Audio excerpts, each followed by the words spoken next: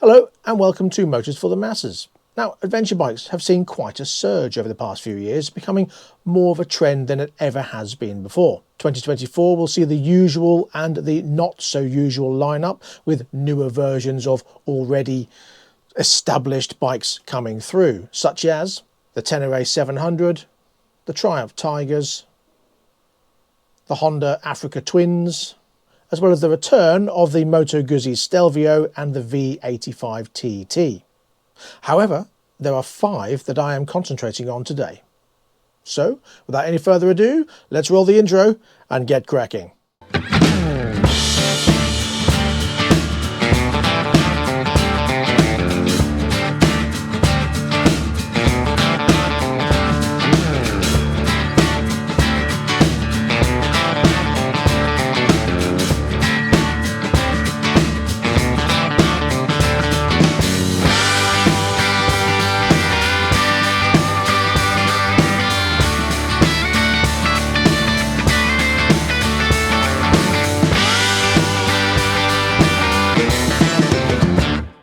So the first one coming through today is the new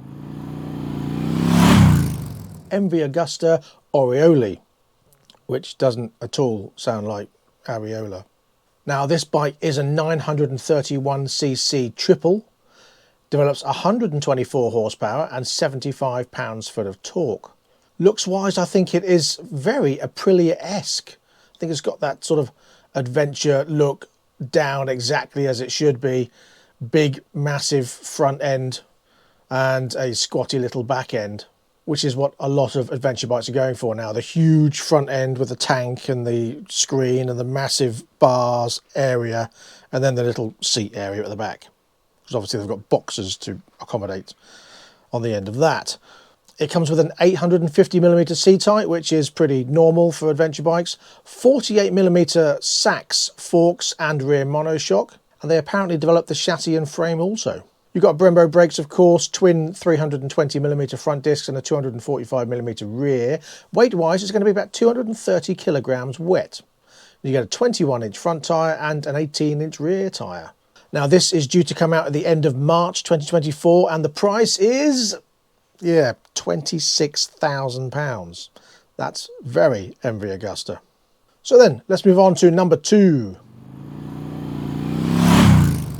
Now this is a bike I think people have been waiting for quite a while, because it's been quite popular in the past, but now it's got more oomph. And that is the Royal Enfield Himalayan, or Himalayan, whichever you want to pronounce it, 450. Now this bike is also due for release at the end of March this year, 2024. Price wise, you're looking around about £6,000 plus on the road costs and any extras like panniers, and there are quite a few things coming through that are available to add on. I mean, look at these accessories here. Now what you get this time is a 452cc single cylinder engine with 40 horsepower, which is better than the old one, which had 24, and 29.5 pounds-foot of torque. The seat height is adjustable from 805 to 845 through 2 different seat options. You get 6 gears, not 5 this time, and 70 miles an hour is a cruising speed rather than a target. So that is going to be very much appreciated, I think. Although these bikes have never really had an issue with top speed because people use them mostly off-road. However, now you can use it off-road and as a commuter. You get quite sizable 43mm upside down forks on the front, a 17-litre fuel tank, and it's going to weigh in at 196 kilos wet. You also get this nice 4-inch round dash with Google Maps incorporated. Comes on a 21-inch front wheel and a 17-inch rear. Now I think this is going to be quite a popular bike. I like the look. They've gone slightly further away from that, let's say, Czechoslovakian style, rugged, it might break if I land off this rock too hard styling, and gone more towards the softer, rounded styling, but still keeping that rugged edge, shall we say. And I think this is going to be a very, very popular bike, and I'd like to get a review on this done as soon as possible. So let's move on to number 3, and that is this, the CF Moto 450 MT. Now, as you know, the MT650 is a pretty decent bike, very much on par with the Moto Marini EXcape 650, and also the 800 MT, a fantastic bike developed under the KTM name, and I love that bike. Brilliant, really nice bike. And I think this one is going to be quite a good one. So there's no hard and fast release date on this yet. It's either going to be April 2024 or more likely September 2024. Price-wise, you're looking around about £6,000 plus extras. So you've got your on-road costs and then your boxes and stuff like that. Although there are rumours that boxes are coming with it, but for £6,000, I don't think it will. And that puts it firmly in league with the Royal Enfield. So you get a 449cc parallel twin engine, developing 43 horsepower and 32.5 pounds-foot of torque. And already it's a step ahead of the Himalayan, but it's not quite the same style of beast, and I don't think it'll attract the same style of customers. Or will it? Seat height is between 800 and 820 millimeters, so better for the lower-legged person, and it comes in at 190 kilograms wet with a 17.5 litre fuel tank. You will get 41 millimeter upside-down forks on the front with KYB suspension, Bosch ABS with J1 brakes, with a single 320 millimeter front disc, coming in with a 21-inch wheel on the front and an 18-inch wheel on the rear. I'm not sure that this will attract the same style of customer as the Himalayan people. I think you either go for that style, the more ruggedy style, or the CF Moto. I could be wrong, but I just think this has more got the KTM rider in its sights rather than the rugged off-roady type person in its sights. More of a, let's say, a touring type person rather than an off-road type person, but I could be wrong. Let me know in the comment section below which one you think out of these two would be the one you would go for, bearing in mind they're similar bike, same sort of price, and same sort of specifications. Although the CF Moto is a bit more powerful. Let me know what you think. So then, let's move on to number 4. And that is another bike that I think is up against the CF Moto, and that is the Honda NX500. So I think this is available either now or to be ordered now.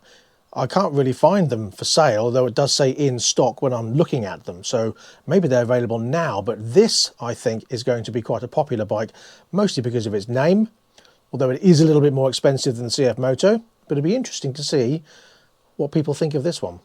Now this is a 471cc, 47 horsepower, 32 pounds-foot of torque engine.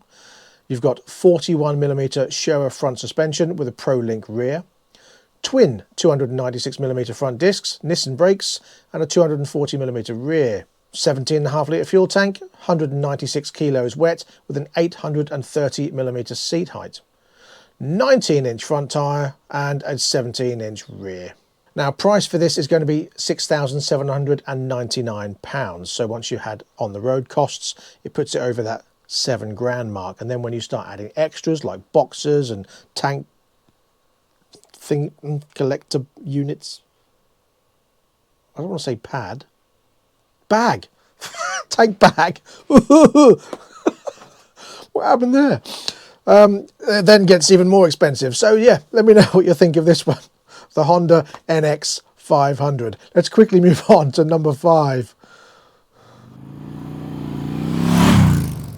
And that is a monster of a bike coming through from Moto Marini. Now, as you know, I love the Moto Marini EXcape 650. Brilliant bike. Rides superbly.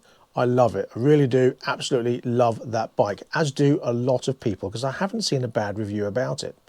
Well, coming now is the EXcape 1200. Now, this is due for release later in 2024. Haven't confirmed a date yet. And the same with the price. No price confirmed as yet. However, it will have 1187cc 87 degree V twin engine, which develops 125 horsepower. You'll get cruise control, traction control, quick shift, Brembo brakes, of course, twin 320mm discs and 280mm rear discs. It's not going to be a light bike. It's going to weigh in at around about 248 kilos, and that puts it firmly in the camp of the Triumph 1200. However, I've got a feeling it's going to be a bit cheaper than the 1200. How much, I don't know, but it would be interesting to see, and I can't wait to get my hands on one of these. The seat height is quite high, 860 millimeters, and I'm hoping they're going to have a smaller version seat. You get a 7-inch TFT screen, obviously, with built-in sat-nav on this one, so that's quite interesting. 19-inch front wheel and a 17-inch rear wheel, with lots of different features coming through, including a blind spot rear radar. Well, that'd be interesting. So I can't wait to see that come through from Moto Marini. Now, there's a few others come from Moto Marini, but we won't talk about that now because they're not adventure bikes. And that brings me to the end of this list. Let me know in the comment section below which ones you think will be popular and what you think of these bikes.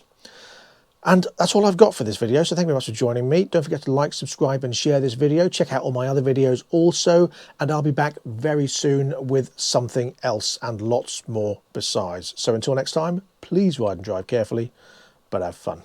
Bye-bye.